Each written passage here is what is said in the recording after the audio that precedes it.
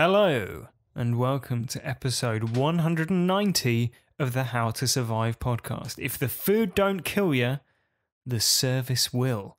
How about this for a wet dream? It's Joe Sherville. All right. That's quite good. It's a quote from this week's film. Was it, you could be the A-League hottie, was it? A-League stud? That's an example of the fine research that... I watched the movie 3 hours ago and have forgotten all of it. This week's film is 1988's A Nightmare on Elm Street, The Dream Master, directed by Rennie Harlin. Yeah, we love his work. Yeah, It's Deep his, Blue Sea. Third time on the podcast. Yeah. He makes a certain type of film, and this is one of them. If you haven't seen A Nightmare on Elm Street, The Dream Master, you've had 31 years in which to do that. So if you care about spoilers, duck out now, because we will be spoiling all of the film in our plot recap. And then we'll be talking about what we did and didn't like about the film before we move on to our eponymous How to Survive chat. Yeah. Any final thoughts before we throw on to the plot recap, Joe? Well, if you had to set the tone for this film, what would you say? I think I have already. Great. With my reticence. It's okay, here's the tone for the film. The Dream Master coming after this. Do you know what terror is? Hello. Do you live here? Nobody lives here.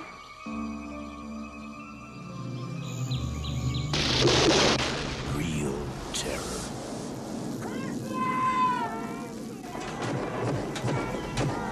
How long has it been since you've been on Elm Street? Welcome to a brand new nightmare. He is the first in fear. Will you help me? I'm gone. Someone help me, please. Second to none. Don't let them put you to sleep. He has no mercy and no equal. Now no one sleeps. Get ready. This August, your wildest dreams will come true. How sweet, fresh meat. A Nightmare on Elm Street, Part 4. The Dream Master.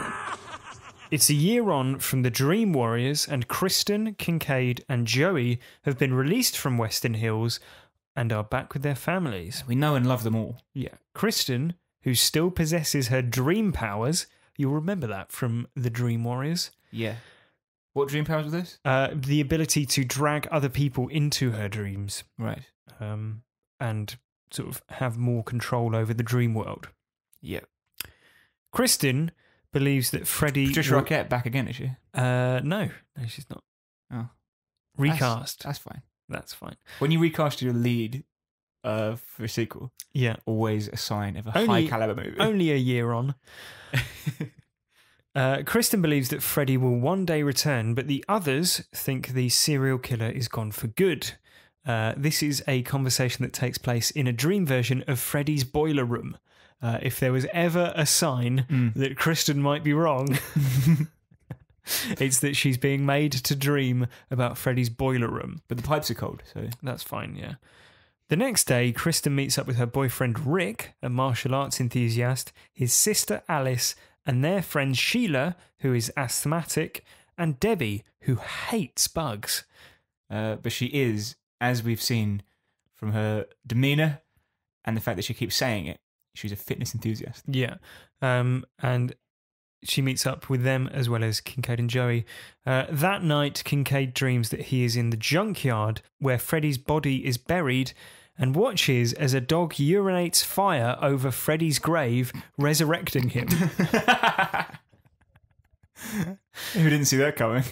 He screams for Kristen to help him, but despite him putting up a good fight, he is killed by Freddy. Meanwhile, Joey falls asleep on his waterbed. This film is set in the 80s. And Joey dreams that a beautiful model from a poster on his bedroom wall is swimming inside it. He is captivated until she becomes Freddy, who drags him underwater and kills him. Yeah. The next day... How's this for a wet dream? How's this for a wet dream? The next day, Kristen tells her friends and school jock Dan all about Freddy and vows to get revenge. That night, Kristen realises that her mother has put sleeping pills in her dinner and is confronted by Freddy in a dream. Her mother learned nothing. Nothing. Absolutely nothing. As she is the last of the Elm Street children left to kill, Freddy goads her into dragging Alice into her dream so that his fun can continue. Freddy burns Kristen in his boiler, but before she dies, Kristen gives her dream power over to Alice, which is a thing. Yeah. Alice wakes up and rushes over to Kristen's house with Rick, but they are unable to save her, finding her room completely ablaze. Alice falls asleep during a class and inadvertently brings Sheila into her dream. Freddy kills Sheila and makes it look like an asthma attack. Rick begins to believe that Alice's, and by extension Kristen's, stories about Freddy are true, but he too is attacked and killed by Freddy. He gets beaten up by an invisible Freddy In karate. in karate. Why Brilliant. is Freddy invisible? Because you should... Alice begins to take on the characteristics of each of her dead friends. She uses words and phrases used by her friends and shows an aptitude for martial arts. She makes plans with Debbie and Dan to fight Freddy, but her grieving father asks her to stay in. She does and eventually falls asleep, allowing Freddy to use her to drag Debbie into the dream, transform her into a bug, and kill her. He gets stuck on kind of like a fly trap. Yeah, it's Cockroach called a roach motel. Yeah. You can check in, but you can't check out. Yep. While rushing to Debbie's aid, Alice tries to ram Freddy only to hit a tree, injuring Dan. You should say she's in a car. They're in a car, yeah. Just shoulder charge. Yeah. Alice finds Dan in the dream and saves him from Freddy using her accumulated dream powers.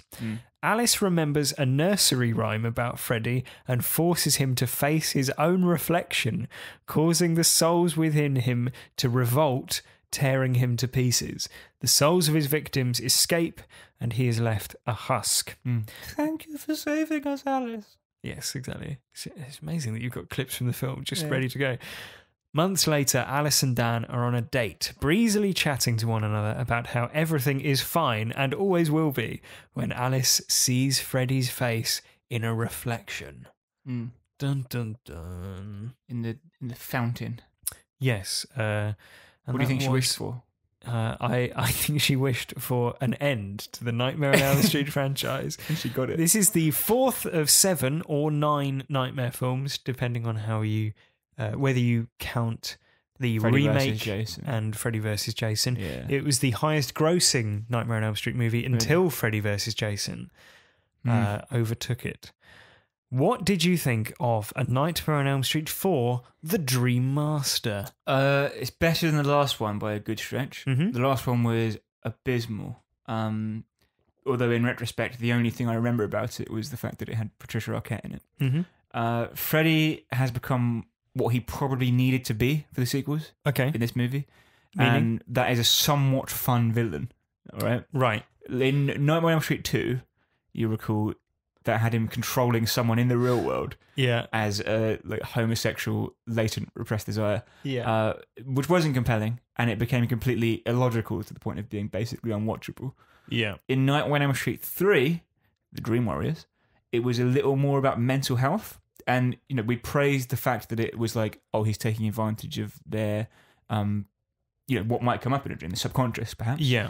But in that, I think his traps were more cruel than cartoony. Yeah. And I think I get the most enjoyment out of stupid stuff like turning someone who's scared of bugs into a bug. Yeah. Or I love how the opening maybe like 20 minutes of the film. Yeah. It's like, here is someone who likes martial arts. Right. Here is someone who has trouble breathing. Right, yeah. Here is someone who doesn't hates like bugs. bugs. Right, Yeah. It's yeah. like, I wonder how Freddy will use all of these things. Yeah. If you compare the bug death with, say, the murder of the drug addict in Nightmare on Elm Street 3, Yeah. where like her trail marks on her arm start like, They become like mouths. yeah, it's really like, it's upsetting. Yeah. It's well done and it's scary, but it's Yeah. not fun in the way that this movie is. Yes. Right. So I found it to be the most fun sequel yet. Yes. It probably has the respect or the reverence that Freddy needs, Yeah. which is that he is a fun villain, not a cruel demon. Though he is, Yeah. it would be. It's hard to articulate because he is sadistic, he is Yeah. cruel, but there's a certain fun aspect that you could have with that, which I think the early movies didn't have. Yes, absolutely. I agree with you in that I think it was quite a lot of fun. It felt like it had all the building blocks of a good teen movie outside of the horror stuff. Oh yeah, but it is shit. Let's be clear. Like, it's rubbish, Right. but- Yeah, but there's rubbish and then there's like rubbish. right. And I think this is on the positive side of the Yeah, scale. but Rennie Harlin clearly has a steady hand for making. Enjoyable trash. Yeah, Yeah. I thought the teenagers were pretty likable. And one thing that really stuck out to me was that they all like each other as well. Mm. Because how many teen horror movies have we seen where the kids hate each other and then we end up hating them as well because they're Yeah. just unpleasant to watch because they're just being mean to one another. They're Right. like, they just make them... Like, a lot of horror movies do this thing where they make all of the characters unpleasant, so you're almost like rooting for them to die. yeah. Whereas the better ones make you... Root for them to survive Exactly, right. because then there's tension. Then there's like you want them to survive. There's lines in this where, say, the cool fit Yeah. leather girl is being mean to the book smart girl. Yeah. But they're meeting each other as equals and Right. they go away smiling, right? Yeah, because the book smart girl drives a motorbike. I Right, think. yeah. And the fitness fanatic. She's She's- just like, she's not an archetype. She's Right, like a mismatch. Debbie is the fitness fanatic and Sheila is the asthmatic. Yeah. And Debbie is like, why are you riding that like death trap? Yeah, You it's going to make your piece of asthma trash. worse. Oh yeah, it's going to make your asthma worse. And she's like, actually, asthma's a genetic condition. Yeah. You'd know that if you ever read a book, you idiot. Yeah. And then they're like high-fiving and like a guy like not part of the group makes some sort of comment and about one of them and the other one sticks up for them Right, and tells them exactly, to fuck yeah. off and stuff. Like that sort of thing is sorely missing from a lot of horror movies that we watch. And I Yeah. think that really stuck out to me. Also, the deaths are good in this. Yeah, they are. And they're, as we said, they're all foreshadowed, which although it's obvious, it makes it satisfying and it pays off in a nice way. yeah. They're all grisly and they're all sort of creative. And I think the ones that really stick out are Joey, who gets drowned in his waterbed. Right. And then his body turns up inside That's the pretty waterbed, minging, which yeah. is like absurd. Sheila, who gets kissed by Freddy and like sucked dry. Yeah, yeah. Like, doesn't he say like, you want to suck face Right, or whatever? yeah, yeah. Like some shit like It's that. horrible. Yeah, and then Debbie, who is doing chest presses, Right. and Freddie like forces her arms down until her Backwards, so elbows that- break, And then out of like the wounds, bugs cockroach legs Yeah, sprout fine, and stuff. mate, don't worry about it. Yeah, and she turns into like a human cockroach, and then he like. And the other thing about that is that the intro to that scene is that Alice goes to a cinema. No, that's not. That's Well, okay, so this is how the whole thing, right? Alice wants to go out to fight Freddy, and her father, who has lost his son, is Yeah. like, please don't go out. So she's like, oh, all right then. Yeah. And then she falls asleep. yeah. She, in her dream, goes to a cinema. to watch Reefer Madness. Right. Yeah. And then on the screen is a diner where an elderly version of Alice is still working there, Yeah. which is like Her nightmare. her nightmare, right? Because she doesn't want to stay in this dead end town or whatever. And then through that, I think she like looks back through. She gets sucked into the screen. right, yeah, Which is yeah. a good shot. That's a Yeah, good no, shot, that whole start, all of that is really cool. And the people who were in the audience in the cinema turn into the victims. Yes, and then she it ends up going to Debbie, and then Debbie so it's this whole like truncated thing, but it's quite well done, I thought. Yeah. And yeah, so she ends up being killed. The other thing with that scene that I thought was like genuinely like really good, and it's almost like an Inception level of like clever, intelligent filmmaking, is the deja vu thing.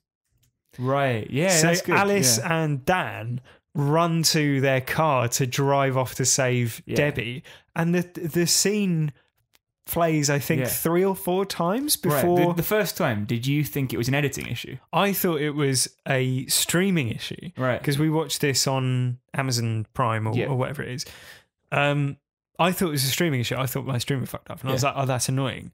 But then it happens again, and then it happens again after that. But it's cut differently, and you're like, okay, right. And then eventually Alice is like, this feels, something about this is wrong. It's really well done. That's a really clever, interesting way of, and like, it makes sense. Like, if they're in a dream, but they can also fight, they can fight back, they can control the dream. It makes sense that Freddy would have some sort of power where he's just like trying to delay them. Yeah. Like, that makes a ton of sense, which in the same way as Inception, where they create like looping staircases, the point is that when you're in a dream, your brain doesn't really question these things. Yeah, right. So you can just get trapped in a loop. Yeah, which is exactly what happens to them. So I thought that was like genuinely one of the like most ingenious parts of all of the films in the franchise so far. I agree with you. It was very cool. There were a lot of good sequences. It's like the set pieces are all very well done. Yeah. I think the glue that holds them together is probably just pretty trite. Yeah. Like I'm sure that's true. the 3 who carried over from the last film, Kristen, Joey, and Kincaid, they are like They're just there to I don't care. No. Right, no one does. Well, that sort of ties into, they're trying to build this whole mythology, right, around Elm Street and around Freddy Krueger. But really, it's just nonsense, isn't it? Because one of the things that keeps cropping up in these films is the original Elm Street house that Nancy lives in. Yeah. They keep going back there. It's like, oh, we moved into it, or we drove past it. Oh, it's a weird house. Yeah. And it becomes this like huge supernatural location where originally it was just a house. It's just a house where someone lived. And that's what made it scary, right? Because it's more scary to think that this could happen to anyone, anywhere, than it is to think that this location has some sort of significance. Yeah, right? it's far less compelling to be like, oh, this will only happen to you if you live on Elm Street. Right. I understand it's called A Nightmare on Elm Street, but often in these movies, they did it in Friday the 13th as well, where they're like, oh, we wanted to show that this could happen to anyone. And then the final twist is like, oh, it was Jason Voorhees' like original victim's cousin. And Yeah, like, exactly. Who gives a fuck, Yeah. right? But It couldn't then- happen to anyone. But then, obviously, we have the dog pissing fire to bring Freddy back to life. What are you right about? That's What fine. like what is that? What is that? It's fine. That's fine. I see that and raise you to the nursery rhyme. Yeah. I think this is where I thought this is where the film took a giant misstep, in my opinion. Yeah. What's the line? So Alice is fighting Freddy in the church, and he says, it's just apropos of nothing. She's like, wait, this nursery rhyme that I remember from being a kid. It's 1, 2, Freddy's coming for you. No, it's not. Okay. Right?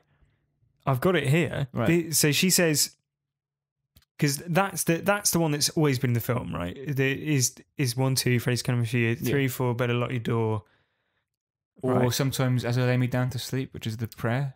Right. So the nursery rhyme is, now I lay me down to sleep, the master of dreams my soul I'll keep. In the reflection of my mind's eye, evil will see itself and evil will die. Man, that is not a kid's nursery rhyme. It's nonsense. Yeah. Like, so Like, okay, if you haven't seen the film, right, I can't impress on you enough that it's bizarre. there's a fight scene, Yeah. and halfway through the fight scene, Alice just goes, "Wait, I remember this nursery rhyme." Well, she Then- does, earlier on, she remembers a bit of it. but then she just goes, yeah, show Freddy his reflection and he will die. Oh, I need to make him look in a mirror. And then she does that. Picks up a broken stained glass window from the floor. Yeah, he stares at his own reflection and all the Burst. souls escape Yeah. from his body. Which, okay, but there's never been Okay. there's never been any implication that would be a thing, or that is the like.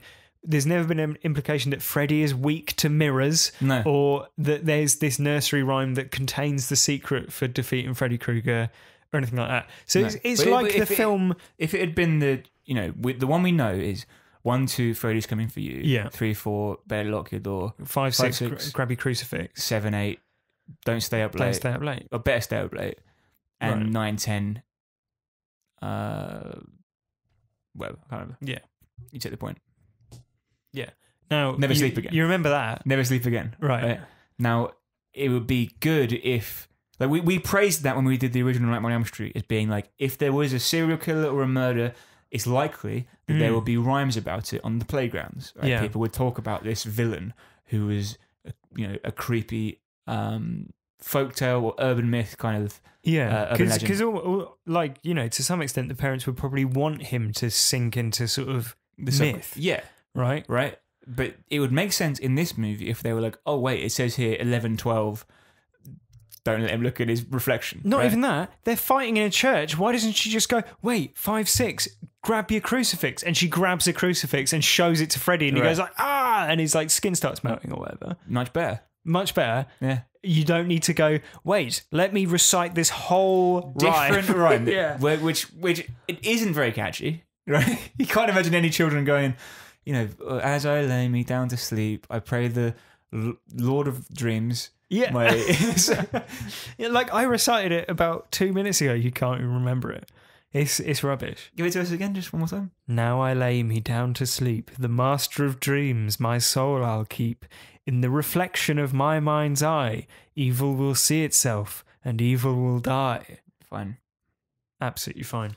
The mythology itself, for all of it, right? That especially, but other parts of it as well, is so confusing that it's become nonsense. Yeah. It's the same as the Jason Voorhees thing of like, oh, it was his mother, it was his birthday, but then it was not here, it was him, and Yeah. he was a child when it happened, but then in the first film, but then a year later he's a 28-year-old man, Yeah. but then he's also 17 feet tall.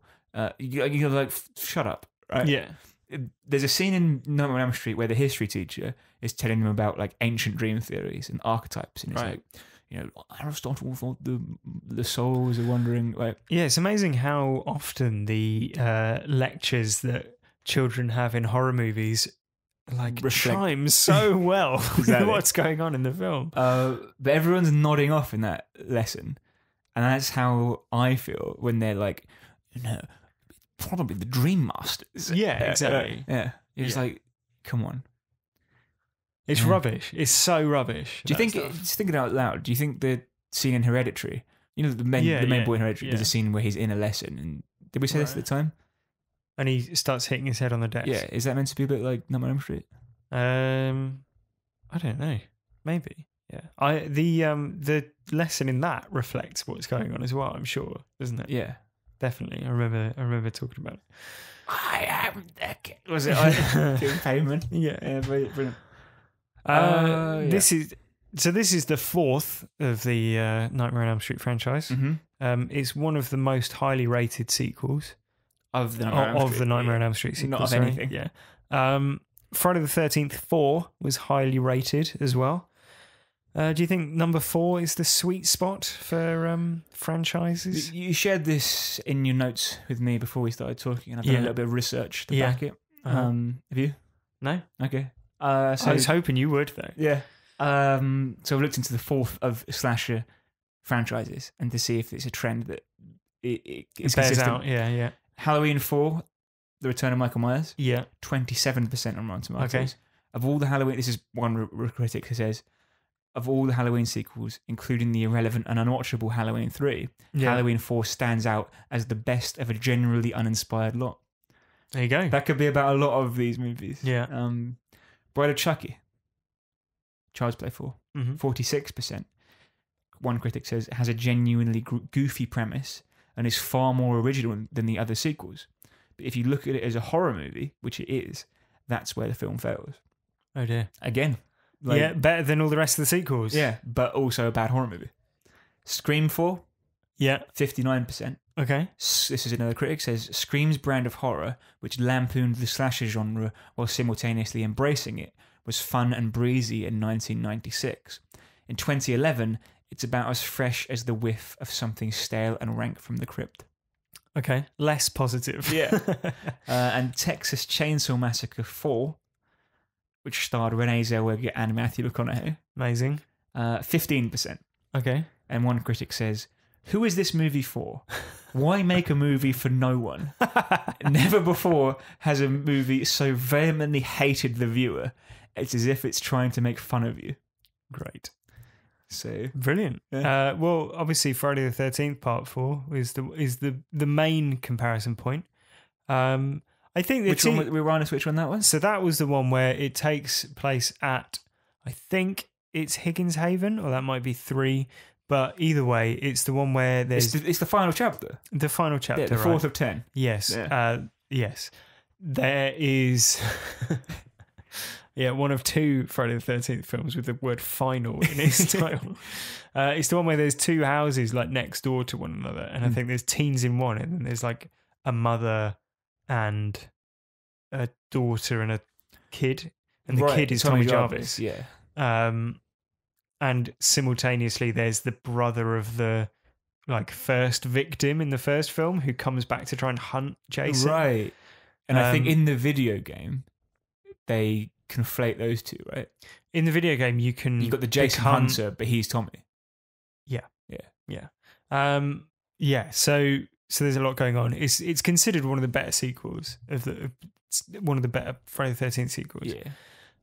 I wonder if that's because it's like the rotten scallop that didn't make you shit as badly as the others, isn't it? Well, it seems to me that there's a trend where they go popular horror movie that probably should just be left as one. Then you have the ill-advised sequel where they don't quite get it right. Yeah. So in Friday the 13th Part 2, there's Jason, but he's wearing a sack. They haven't got the iconic nature of it yet. And in Nightmare on Elm Street 2, Freddy's barely in it, and he's possessing kids and stuff. Then you have 3, which is okay, it's back on track, right? Which is true of Friday the 13th because it goes back to the bunch of kids. Is it the a halfway house for naughty children? Is that the one? No, that's you're thinking of 5. Okay. 3 is a load of kids in a house partying. Oh, and that's the one with the mask the first time. That's the one with the mask the first time, right? Yeah. And then 4 is where everything comes together. They call it the final something normally. And then after that, it just goes fucking bonkers. Mental. Yeah. So where do you think the franchise is going after this? I mean, obviously we know to some extent. So because it becomes increasingly meta. The next film's called The Dream Child. Great. Oh, fuck off. Was he going to impregnate someone through his dreams? Or? I mean, I don't think that's a million miles off from what I understand. So what I want at this point is, and I just mentioned the Friday the 13th video game, right? Yeah. You've played it, I know. If anyone hasn't played it, essentially you can play as either Jason or camp counselors, and it's fairly static what you can do in the game. You play as either a counselor or Jason, and you have to kill the counselors or survive against Jason. And there's various ways you can beat Jason. Mm-hmm. There's various ways Jason could kill you. But it's enjoyable because every game is somewhat different. Yeah. But it's the same formula every time. Yes. And at this point with Nightmare on Elm Street, I'd be happy with that. I'd be happy with them to just say, new group of kids, Freddy's going to haunt them, and they're going to work out a new way of beating him. Mm-hmm. Which is what they did in this one. The fucking reflection is completely made up in the last 5 seconds of the film. Yeah. So why not do that with the next one? Why not have him, if he hears his own name 3 times, he catches fire?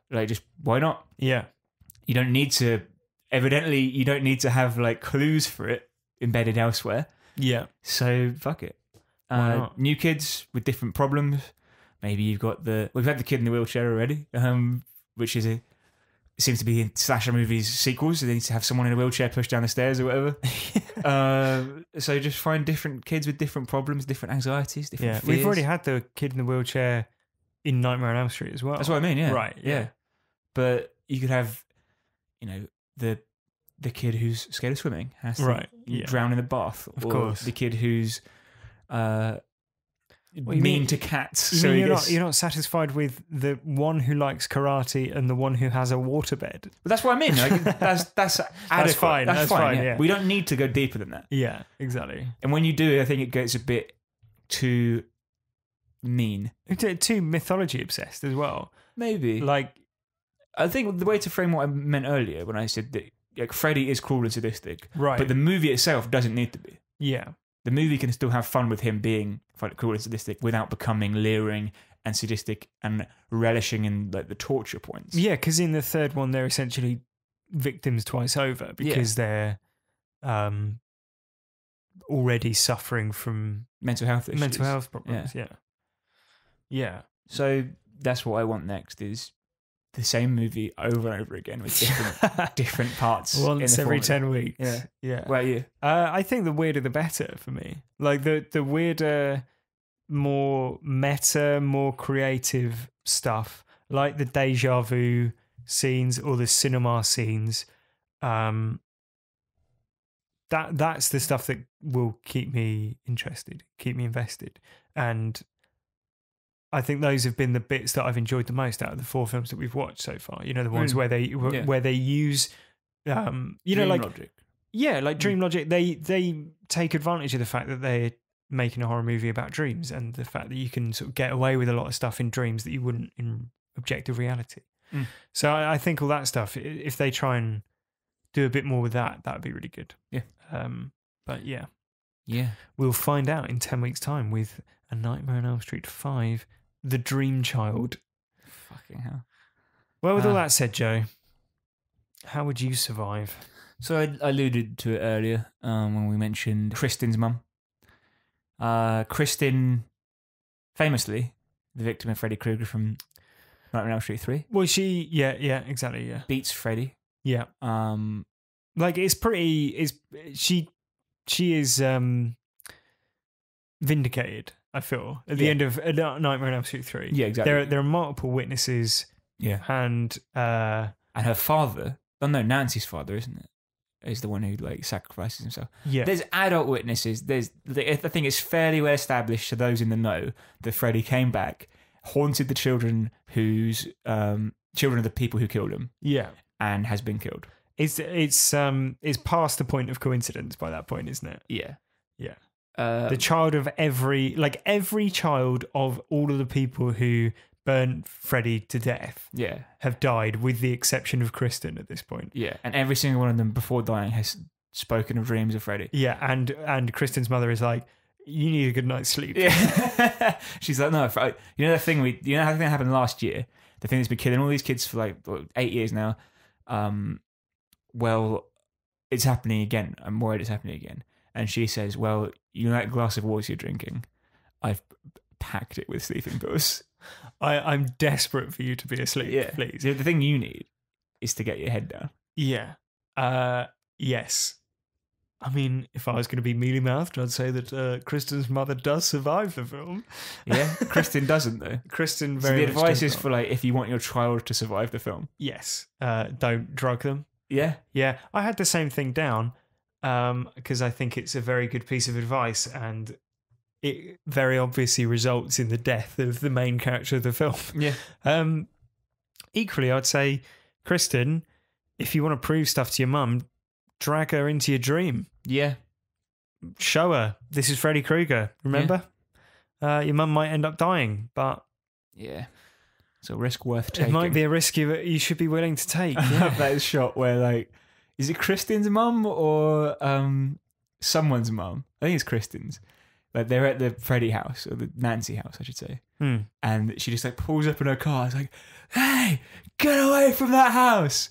And they all Yeah. like walk to their cars, and then she just like speeds off in the back of the shop. It's like, what the fuck was that about? It's She's like, just patrolling. Yeah.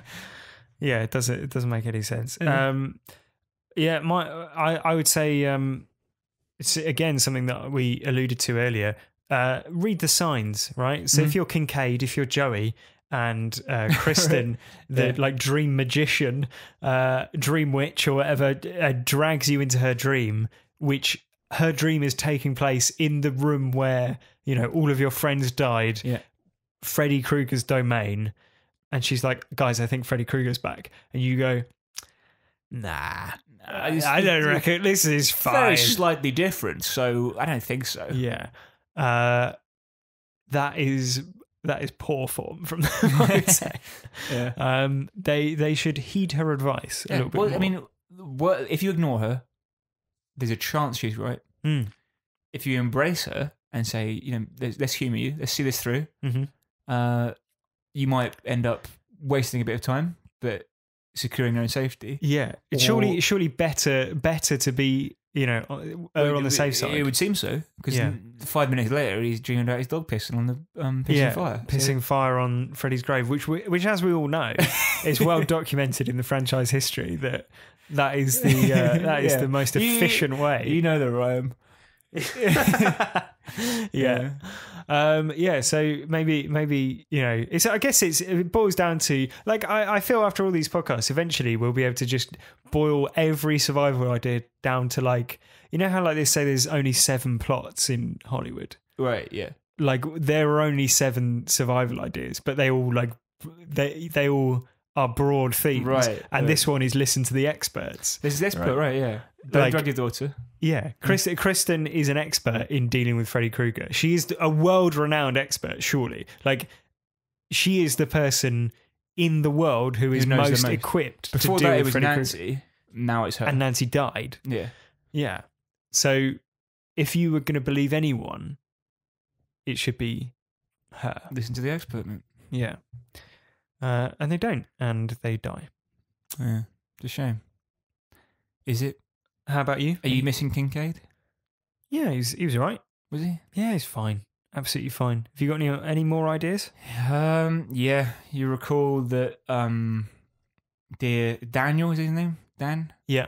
He's been injured in the car crash? He has. And his chest's been punctured?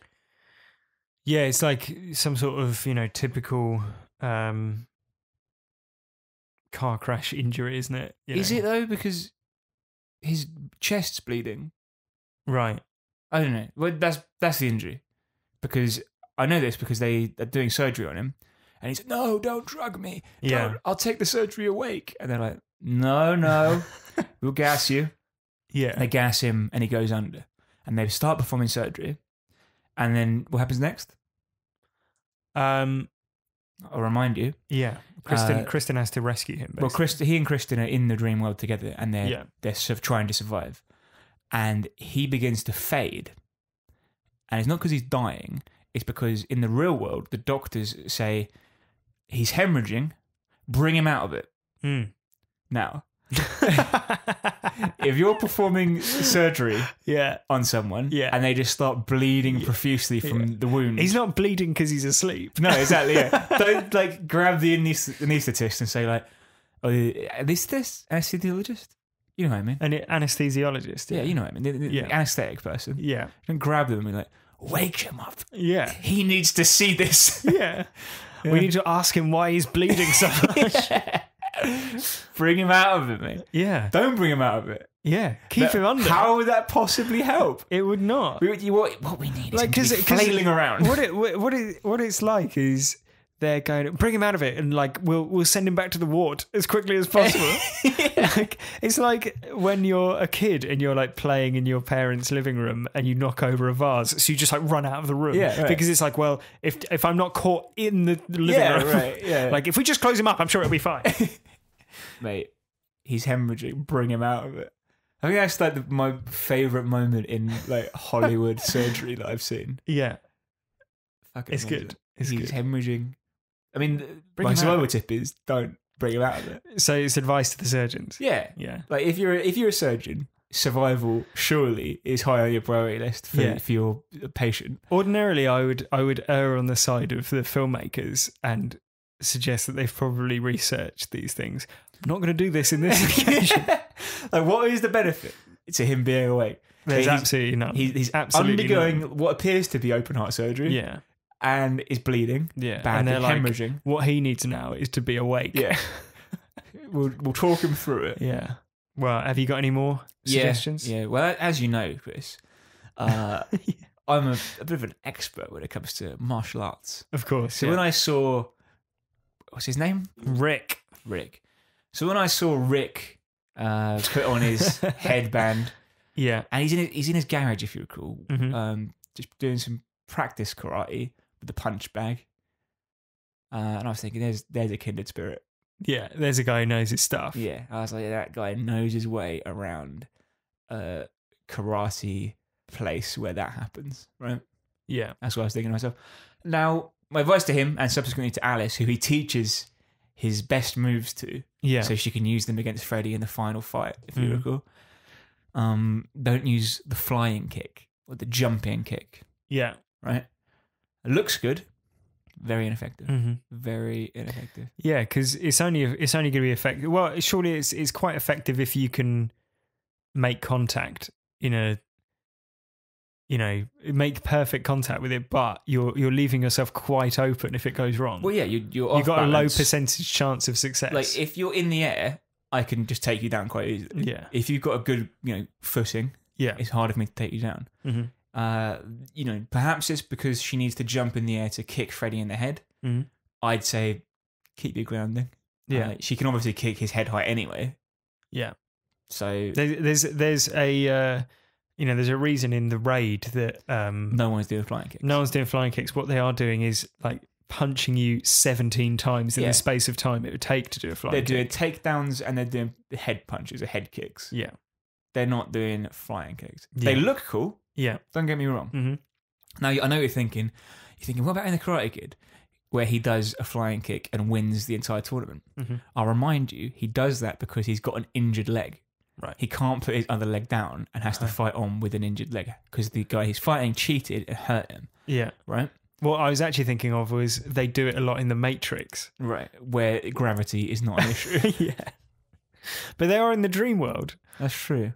We don't know how much gravity, what percentage of gravity is true to life in the dream world. I don't practice karate. Perhaps in karate it's considered. It's like day one. Yeah, everyone day has to one do it. Always to use flying kick. I did look this up to make sure I wasn't mistaken, Right. and it's generally considered like a good show of like your flexibility or like a good exhibition thing. Yeah. In the same way as like smashing a plank of wood with the back of your hand, right? Yeah. You can do that without being an expert in karate. You just learn the technique. Right? Yeah. It just looks cool. Mm-hmm. Same as like flying kicks, I think. Yeah, it makes sense. Cinematic, but not functional. Yes. Not unlike A Nightmare on Elm Street 4, The Dream Master. Yeah. Thank you very much for listening. That was episode 190 of a How to Survive podcast. Next week, Joe, going over to France, aren't we? It's the most tasteful way that we could think of commemorating the terrible events in the Notre Dame. Yeah. Is it? Yeah.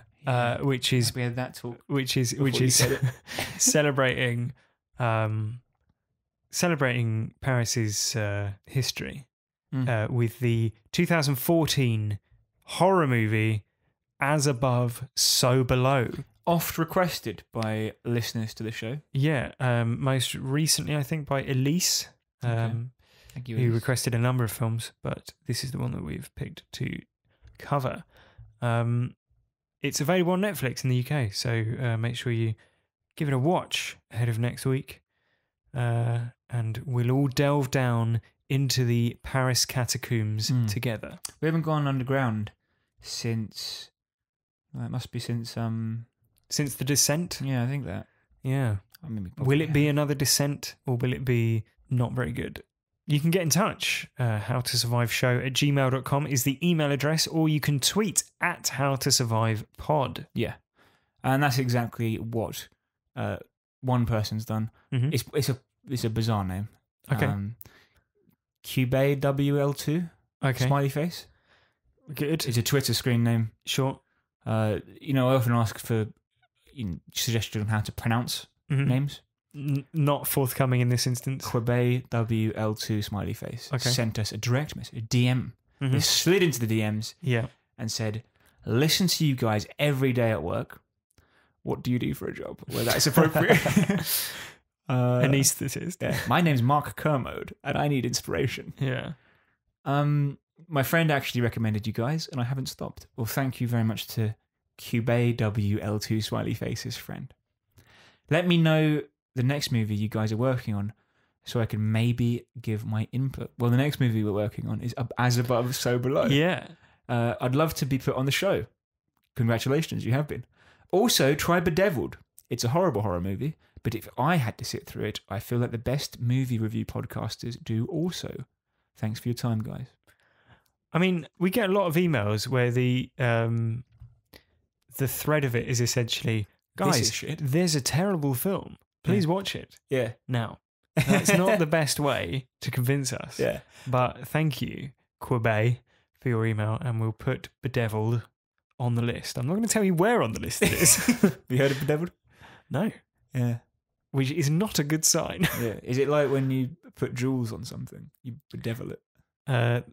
No. It's bejazzle. Vajazzle. Bedazzle? The only Nightmare on Elm Street 4, the Dream Master podcast deep dive that could possibly end up with vajazzling being a discussion topic. There you are. Thank you very much. Don't forget to leave us a review on Apple Podcasts, as it really helps us find a wider audience. 5 stars is the language of love, and if you do leave us a 5-star review, then we'll read it out on the podcast, which is a shortcut to drive yourself to the top of our email inbox. So thank you very much for listening, and until next time, Rest in hell. That's what she says, mate. yep. That's that well-known phrase. Sounds good. Rest in hell. Yeah, well, because they probably couldn't afford the copyright for Rest in Peace. Yeah. Yeah. Rest in pieces. Yeah. Maybe you could go with that. I'd be like, well, he's in pieces. That makes sense. Yeah. Rest in peace. Mm. You could say that. Mm. I'd accept it. It's not particularly badass, Yeah. but I understand it. Rest in hell. There's a little experiment you can do where you type in a series of words into Google, and they could be like a sentence that you've made up, and you can do it in quotes. Yeah. And like most of them are original sentences. So it'd be like, the cat sat on the baked beans. Like no one's ever said that before. Right. I'm really quirky. I made it up myself, right? And you can do that. And you can just test out like, oh, Like Google whacking. Google hacking, right? The English language is so bizarre and so diverse and so rich in its options of what you can say that you can beat Google by coming up with a 5-word phrase that's never been said before. And there's many ways you can do that. Yeah. And I think Rest in Hell would satisfy that because it's so weird. It is weird. Is it as weird as, in the reflection of my mind's eye, evil will see itself and evil will die? They're cut from the same cloth, aren't they? They are, yeah. Cut from the same shit rag that Rennie Harlin wiped his ass with. Lovely. And on that particularly pleasant note, thank you and goodbye. Sleep well.